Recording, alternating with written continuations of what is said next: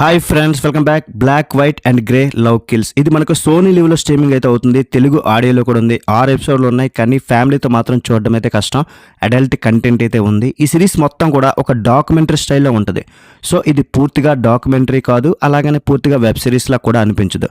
So ఈ రెండు mix అయితే ఒక మ్యాక్యుమెంటరీ.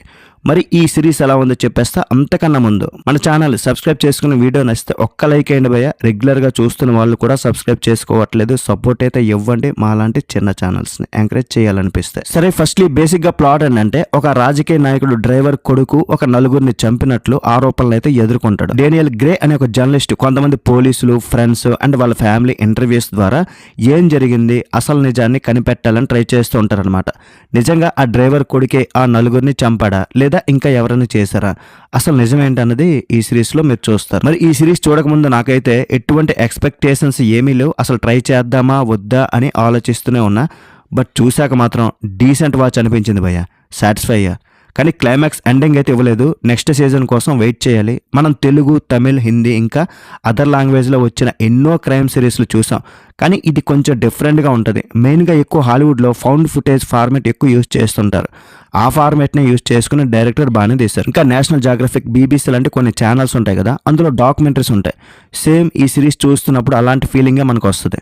మధ్యలో కొన్ని ఎపిసోడ్స్ అయితే స్లోగా సాగుతూ ఉంటాయి అండ్ ఇంకా మాస్ మసాలా ఎలిమెంట్స్ కోరుకునే ఆడియన్స్కి కొంచెం డిసప్పాయింట్ అనిపిస్తుంది. And non linear screen play అక్కడక్కడ ఉంటుంది. సో వాటిని బాగా అబ్జర్వ్ చేయాలి. అది కొంచెం కన్ఫ్యూజ్గా ఉంటుంది. కానీ ప్రతి ఎపిసోడ్లో క్లైమాక్స్ వచ్చేసరికి మంచి ట్విస్ట్తో ఎండ్ చేస్తారు. కాబట్టి నెక్స్ట్ ఎపిసోడ్ చూడాలనే ఇంట్రెస్ట్ అయితే మనకు కలిగిస్తుంది. అండ్ క్లైమాక్స్ కూడా సాలిడ్గానే ఉంటుంది. బట్ కొన్ని క్వశ్చన్స్కి అయితే ఆన్సర్ అయితే ఇవ్వలేదు. ఇంకా నెక్స్ట్ సీజన్లో చెప్తారేమో చూడాలి. కొంచెం స్లోగా ఉన్న డాక్యుమెంటరీ టైప్ కొన్ని రియల్ క్రైమ్ థ్రిల్లర్స్ని అలాంటివి చూడాలని ఇంట్రెస్ట్ ఉన్న ఆడియన్స్కి ఇదే పర్ఫెక్ట్ చాయిస్. ఈ సిరీస్ని ప్రయోగాత్మకంగా తీసారని చెప్పొచ్చు. అండ్ డైరెక్టర్ కూడా ఒకవైపు స్టోరీని చూపిస్తూ పోలీసుల వెర్షన్ ఏంటి, మీడియా వెర్షన్ ఏంటి అండ్ అక్యూజ్డ్ వెర్షన్ ఏంటి, వీళ్ళ వెర్షన్సే కాకుండా ఆడియన్స్ కూడా, అంటే చూస్తున్న మనకు కూడా కొన్ని ఆలోచనలు కూడా వస్తుంటాయి. అసలు ఎవరు చెప్పేది నిజం, ఏది నిజం. సో ఇంట్రెస్ట్గా బాగా క్రియేట్ చేశారు. మితి మీరిన హింస పెట్టలేదు అండ్ మాస్ మసాలా సీన్స్ పెట్టలేదు. కానీ పోలీస్ క్యారెక్టర్ని కొంచెం డెవలప్మెంట్ చేసుంటే బాగుండేది. క్యారెక్టర్స్ అందరి గురించి ఇక్కడ డిస్కస్ చేయలేకపోయినా సరే, కోటా ఫ్యాక్టరీ అనే వెబ్ సిరీస్తో గుర్తింపు తెచ్చుకున్న మయూర్ మోర్ ఈ సిరీస్లో మాత్రం ఒక డిఫరెంట్ క్యారెక్టర్ దొరికింది. పలక్ జైస్వాల్, ఆ అమ్మాయి కూడా పర్ఫెక్ట్గా సరిపోయింది. రెస్ట్ ఆఫ్ అయితే బాగానే చేశారు, న్యాయం చేశారు వాళ్ళ క్యారెక్టర్స్కి. టెక్నికల్గా మూవీ క్వాలిటీ అని చెప్పలేం, కానీ ఫౌండ్ ఫుటేజ్ ఫార్మాట్ని యూజ్ చేయడం చాలా కొత్తగా అనిపిస్తుంది. ఫిక్షనలో రియలో తెలియదు, కానీ సేమ్ రియల్ ఇన్సిడెంట్ చూస్తున్న ఫీలింగ్ అయితే వస్తుంది. ఎడిటింగ్ అయితే బాగా చేశారు.